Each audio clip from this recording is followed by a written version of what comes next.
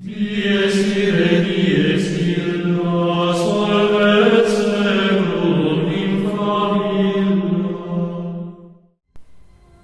Ang kwentong ito ay hango sa totoong buhay. Karanasan ito mismo ng lola ko, mother side. Taong 1965, Bukid Siraway, Zamboanga del Norte. Itong mga panahong ito, papalapit na ang gapasan ng munggo. Sabi kasi sa akin ng lola ko, merong 3 klase ng gapasan ang nagaganap taon-taon. Hindi ko na lang naitanong kung ilang beses ba sa isang taon ito. Yung 3 yan ay yung gapasan ng palay, mais, at munggo. Magkakasunod yan kada taon. Iilang buwan lang ang pagitan. Tapos makalipas ang 3 gapasan na yan, maghihintay na naman ng ilang buwan para makagapas ulit. Kung babalikan ninyo yung kwento kong Mamang Six, nabanggit ko doon na matapos makaengkwentro ng pamilya nila yung mga aswang sa panabotan, ilang buwan nang lumipas, pumunta doon si Tatay Dadoy para hiramin ulit yung tatay ng lola ko. Meron kasing kaibigan itong si Tatay Dadoy na nayaya siyang maggapas sa lupain niya ng munggo. Bilang magaling makisama itong si Tatay Dadoy sa mga kaibigan niya, sumang-ayon siya na dadalo siya sa alok nitong gapasan. Isinama din ni Tatay Dadoy yung iba niyang mga tauhan para mas mapabilis ang kanilang paggagapas. Kailangan niya din kasing bumalik sa lupain niya agad-agad dahil ilang araw lang ay kailangan niya na ding gapasin ang sarili niyang pananim ng mga munggo. Sakto namang malapit lang din sa panabotan yung paggagapasan nila ng munggo. Kaya nakapunta siya kila Mamang para sunduin yung tatay ng lola ko. Nung dumating si Tatay Dadoy sa bahay nila Mamang, lahat sila ay sabay-sabay kumakain. Habang pinapaliwanag ni Tatay Dadoy sa tatay ng lola ko yung gagawin nila. Ang plano niya kasi, umagang-umaga kinabukasan, aalis kaagad silang dalawa para pumunta doon sa kaibigan niya. Nang sa ganon, maaga silang matapos at makapunta kaagad sa lupain niya. Bali ang mangyayari, 1 o 2 araw lang sila sa kaibigan niya. Pagtapos nila doon, tatawid kaagad sila sa lupa naman ni Tatay Dadoy. Mawawala ng 3 o 4 na araw yung tatay ng lola ko, o baka abutin pa ng 1 linggo. Habang nagdidiskusyon si Tatay Dadoy ng mga plano niya, ang hindi niya alam, nakikinig na pala si Mamang at yung nanay ng lola ko sa kanila. Tinatandaan nitong dalawa ang bawat detalye ng kanilang pag-uusap. Ang hindi kasi alam ni Tatay Dadoy, pag-alis nila doon bukas ng umaga, aalis naman sila Mamang ng hapon para pumunta na kaagad sa lupain ni Tatay Dadoy. Para kahit wala pa siya sa lupain niya, masisimulan na nila Mamang yung paggagapas nila ng munggo. Kaya naman naisipan ni Mamang na gawin yan. Ayaw niya kasing masayang yung mga unang araw ng gapasan ni Tatay Dadoy. Marami kasing masasayang na pananim sa kanya kahit 1 araw lang. Dahil ayon sa lola ko, siguro alam din to ng mga gumagapas na listeners natin. Ganito yan. Kapag pala itong mga munggo na ito ay nasisikatan ng araw ng sobra, pumipitik yan tapos nalalaglag sa lupa. Hindi mo na yon mapapakinabangan. Kaya kapag gagapas ng munggo, talagang mabilisan. Tapos pipiliin mong mabuti yung mga gagapasin mo. Ganun pala ang proseso niyan. Balik tayo sa kwento. Kinaumagahan, umalis na si Tatay Dadoy at yung tatay ng lola ko. Sila namang mga naiwan sa bahay, nagpahapon muna sila. Kasi hinihintay ni Mamang yung isa niyang kaibigan na titingin sa mga kapatid ng lola ko. Kasi ang aalis lang sa bahay, si Mamang, nanay ng lola ko, si Nining, Tatay Fernando, at yung lola ko. Sila lang ang pupunta sa lupain ni Tatay Dadoy. Medyo malayo-layo kasi ang lalakbay nila. Kung may mga listeners akong taga-Panabotan, malamang alam nyo yung layo ng Panabotan to Bukid. Milya-milya ang pinag-uusapan natin dito. Ang problema lang, gabi na nang dumating yung kaibigan ni Mamang. Kaya ang nangyari, hindi sila nakaalis nung unang araw na yon. Trauma na si Mamang maglakad ng malayo kapag 10 oras na ng gabi. Lalo pa, marami siyang kasama. Buti sana kung mag-isa lang siya. Kaya pinagpabukas na lang nila yung pag-alis nila. Pero dapat, umalis kaagad sila sa panabotan kasi si Tatay Dadoy baka bumalik kaagad. Nakita kasi nilang marami itong kasama. Kaya pakiramdam at tansya ni Mamang, mabilis itong makakapaggapas sa lupain ng kaibigan niya. Kinaumagahan, nagmamadaling umalis sila Mamang papunta sa bukid para masimulan na nila ang paggapas ng munggo. Nung nandun na sila sa bukid, unang-unang ginawa ni Mamang nag-set up ng hapagkainan nila. Dahil sa sobrang layo ng nilakad nila, gutom na ito. Inutusan ni Mamang si Tatay Fernando at ang lola ko na kumuha ng kawayan para lalagyan nila ng tubig. Bubutasan ito ni Mamang para doon na sila iinom. Medyo malayo kasi yung mga bukal sa parte ng mungguhan ni Tatay Dadoy. At ang tawag nga pala nila dito sa inuman na ito noon ay bayong. Malamang may mga Zamboangenya tayong listeners na nagulat kasi old school na inuman ng tubig ito eh. Lalo na yung mga laki sa bukid. Alam na alam nila yan. Balik tayo sa kwento. Habang naglalakad yung lola ko at si Tatay Fernando papunta sa mga kawayan, nakita ng lola kong merong inaasinta si Tatay Fernando. Binatukan niya ito. Tapos tinanong niya kung anong ginagawa. Galit na galit si Tatay Fernando sa lola ko kasi ang sabi niya, tatamaan na sana niya yung nakita niyang malaking aso kung hindi lang siya nabatukan ng lola ko. Sabi naman ng lola ko, wala siyang nakitang aso. Asan daw ba? Hinanap din ni Tatay Fernando pero hindi niya na nakita. Ang sabi niya sa lola ko, kanina lang nasa harapan nila yon. Nakaupo tapos nakatingin sa kanila. Ang sabi pa ni Tatay Fernando, parang yung asong nasa harapan ng bahay nila noon, yung nakita niya. Ganun na ganun yung itsura. Medyo nakaramdam ng konting lamig sa batok ang lola ko nung mga oras na yon. Nakakarinig siya ng mga paghinga sa paligid nila ni Tatay Fernando. Habang si Tatay Fernando naman, buong buo ang loob at hawak-hawak ang kanyang tirador. Nakaabang kung merong magpapakita o magpaparamdam sa kanilang dalawa. Pumulot na ng bato ang lola ko. Pero yung mga paghinga, unti-unting nawawala. Maya-maya pa, merong biglang bumatok kay Tatay Fernando.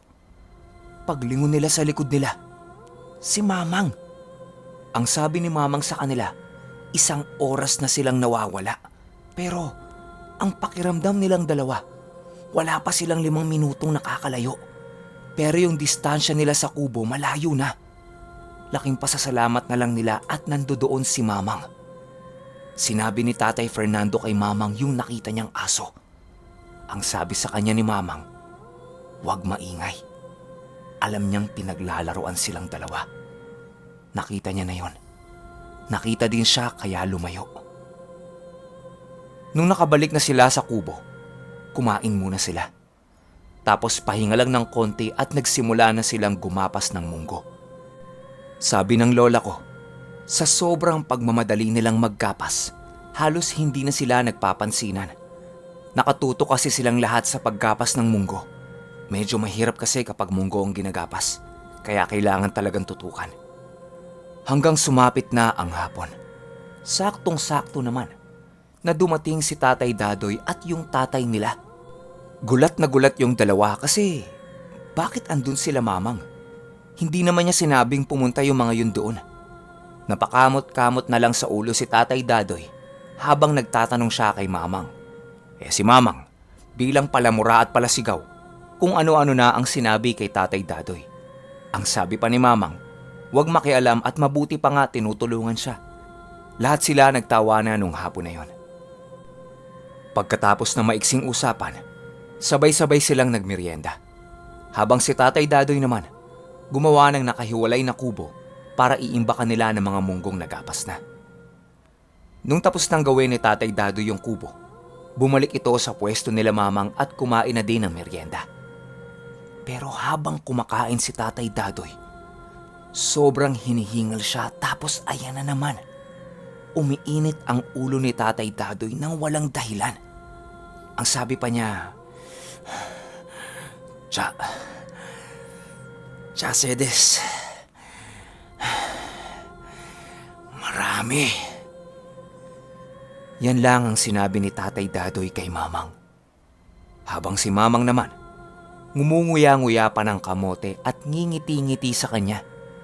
Tinanong siya ni Mamang kung nakapaghanda ba siya para doon. Pero wala na. Hindi na makausap si Tatay Dadoy dahil sa init ng ulo. Nakayuko na lang ito at nakikiramdam sa paligid niya habang hawak-hawak ang ibinigay sa kanya ni Mamang na makabuhay. Hapon pa lang yan hindi pa gabi. Pero nakakalat na sila. Nakikita ni Mamang at Tatay Dadoy na maraming malalaking aso ang nasa malayo. Inoobserbahan lang sila. Di kalaunan, lumamig ang ulo ni Tatay Dadoy at bumalik ito sa pagiging normal. Sabi niya kay Mamang, siguro napadaan lang yung mga yun. Sumilip-silip lang. Agad-agad na ginawa ni Tatay Dadoy. Nagkumpul siya ng mga tuyong dayami tapos yung hawak niyang makabuhay, pinalagyan niya kay Mamang ng langis. Tapos sinilaban niya.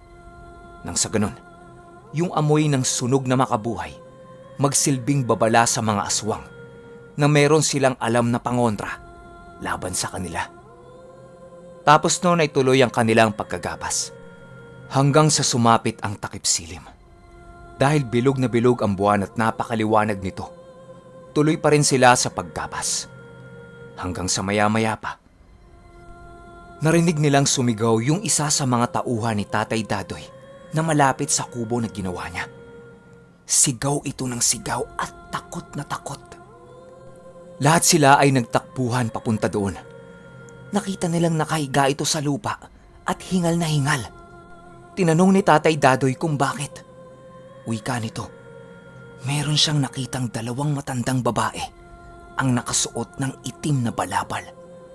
Nakatayo ito sa likod ng kubo. Nilapitan niya para tanungin kung ano ang kailangan. Pero hindi sumasagot. Nakagilid lang ang ulo ng 2 matanda habang nakatitig sa kanya. Tapos yung isa, inangat yung kamay niya at itinuro yung sunog na makabuhay. Pagbalik niya ng lingon doon sa 2 matanda, nakatapat na yung mukha nung isa sa kanya habang nakangisi at bigla siyang niyakap. Yung isa naman, iginilid yung ulo niya at meron itong ipinapatak na parang likido. Pero malapot yon at sobrang init.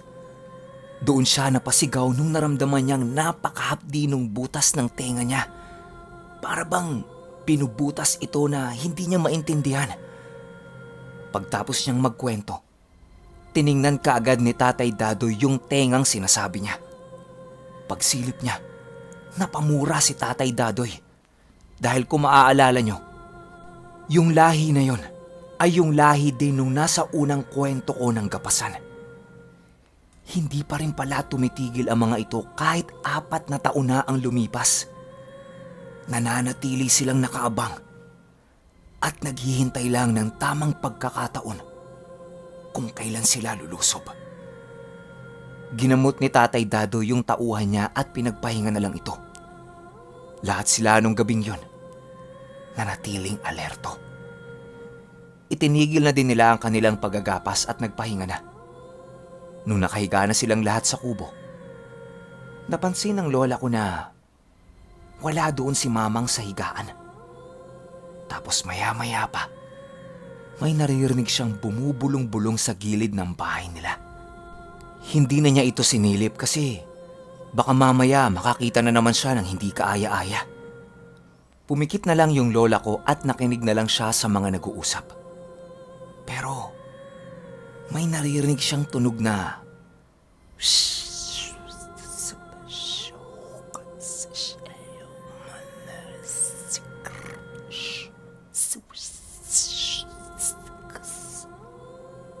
parang kumakanta. Napangiti na lang yung lola ko at naisip niyang si Mamang yun. Pero hindi. Nakita ng lola ko na si Mamang andun pala sa uluhan niya at nakasilip sa butas. Tumayo yung lola ko at sinabi niyang, "Mang!"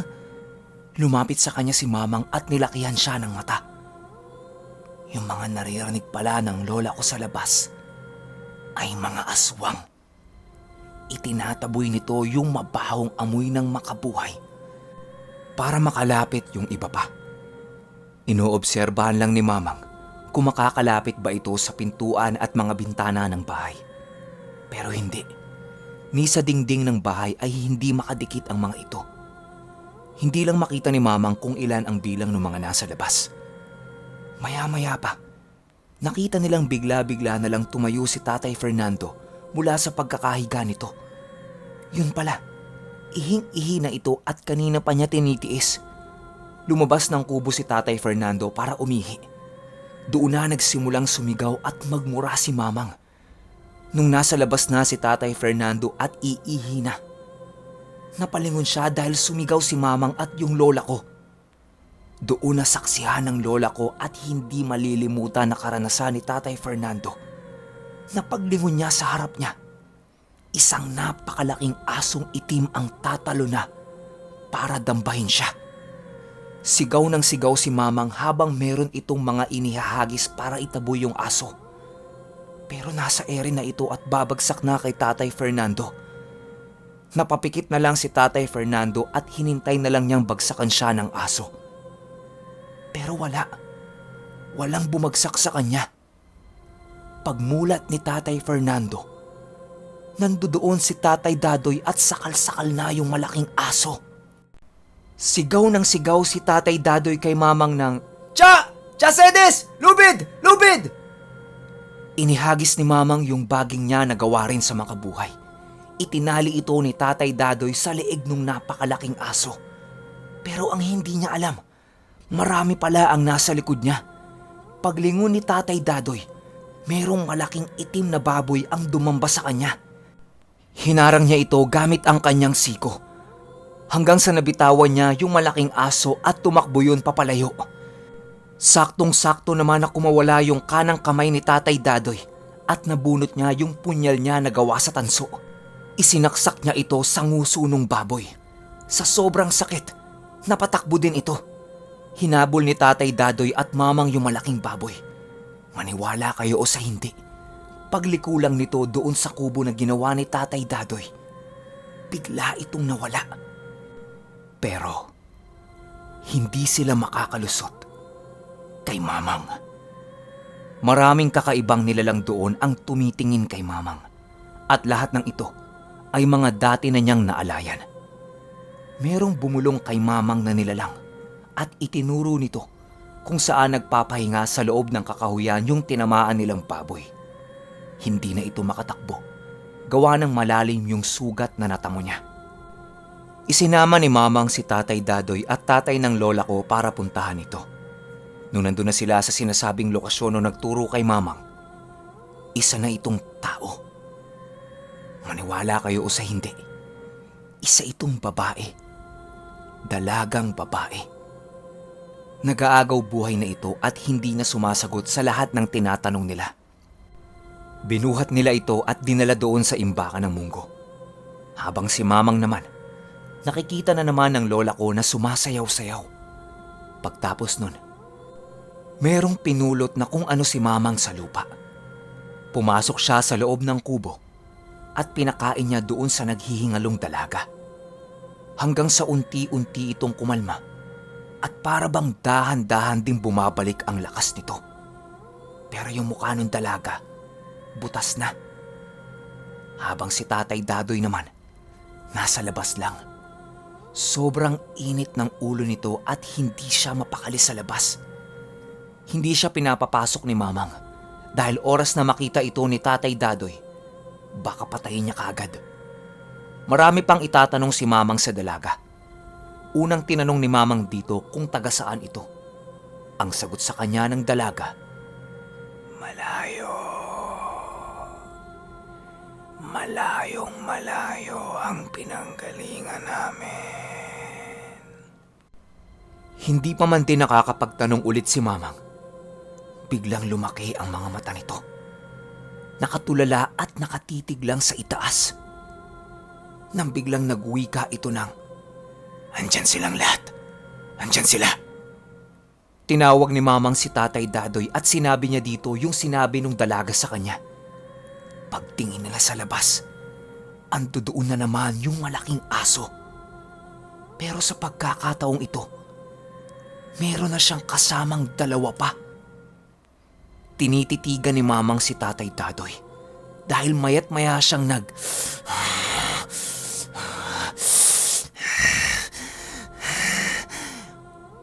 gigil na ito pero nilalabanan niya lang. Ayon sa lola ko, yun ang unang beses na nakita niyang nagkaganon si Tatay Dadoy. Hanggang sa napatingin yung lola ko kay Mamang. Nakabukas ang dalawang palad nito habang merong binabanggit na kung anuman. Nung isinara niya yung palad niya, naglakad papalayo yung 3 malalaking aso. Kasabay niyan, nagwala yung dalagang nasa loob ng kubo at gustong-gusto nitong sirain yung nakatali sa kanya.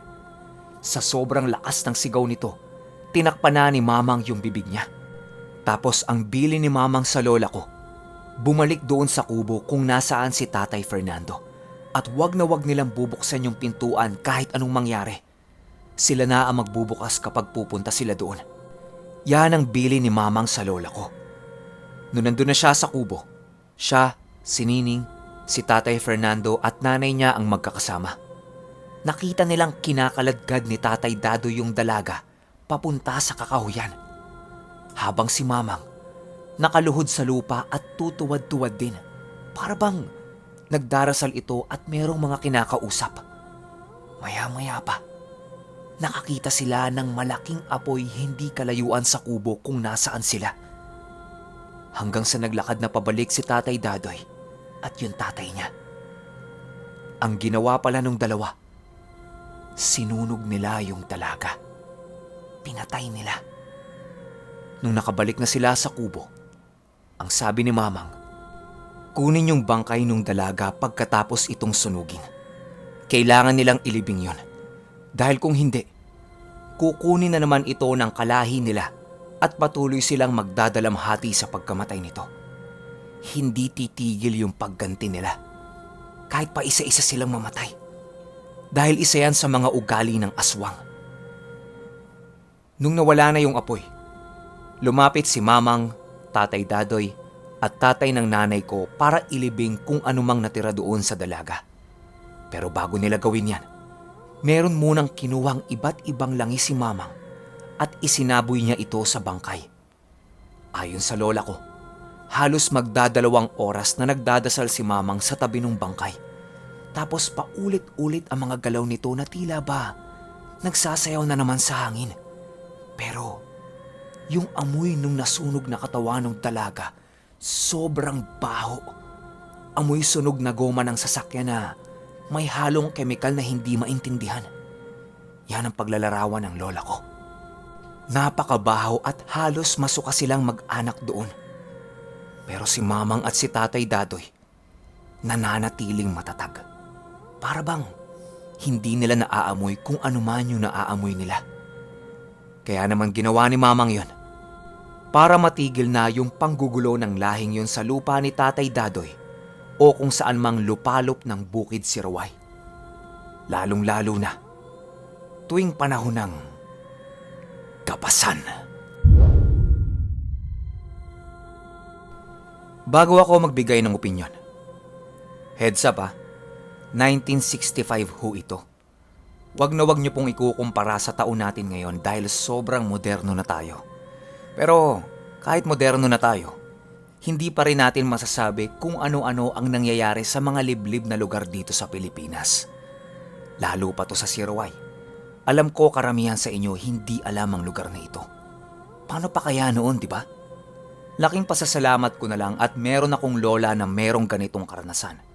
At pasalamat na rin kayo kasi nandito kami para ibahagi yung mga totoong kwento na hindi natin alam na nangyayari pala sa totoong buhay, di ba? So paano? Opinyon ko sa kwento? Mas lalo akong bumilib kay Mamang dito. Lalo na doon sa pagbukas niya ng palad tapos umalis yung 3 aso. Meron kasi akong katulad na kwento niyan. Sa father side ko naman yun. Tito ko yun. Ganun din. Pero yung kanya naman suntukan. Yung ginawa ni mamang, ginawa din ng tito ko doon. Kasi marami na yung makakalaban niya eh.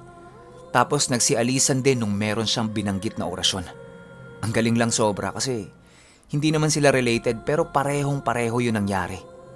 Magkaibang pamilya kasi to eh. Galing. Tapos yung part nung kay Tatay Fernando, sabi sa akin ng lola ko, dapat matagal nang patay si tatay dahil doon.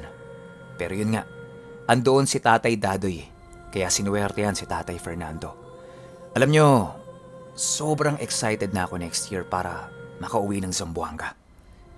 Yan si Tatay Fernando ang isa pang magpapatunay na totoo lahat ng kwento natin.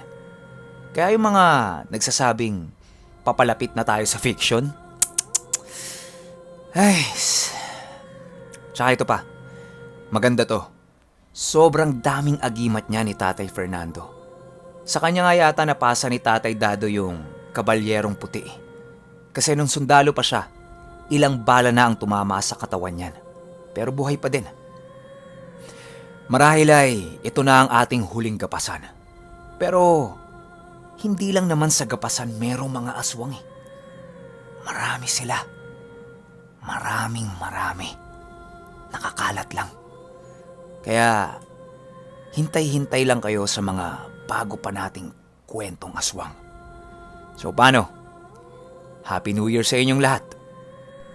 Ito ang kauna-unahang kwento ko ngayong taon. Nababaluti ng inyong mga isipan ng misteryo at kababalaghan.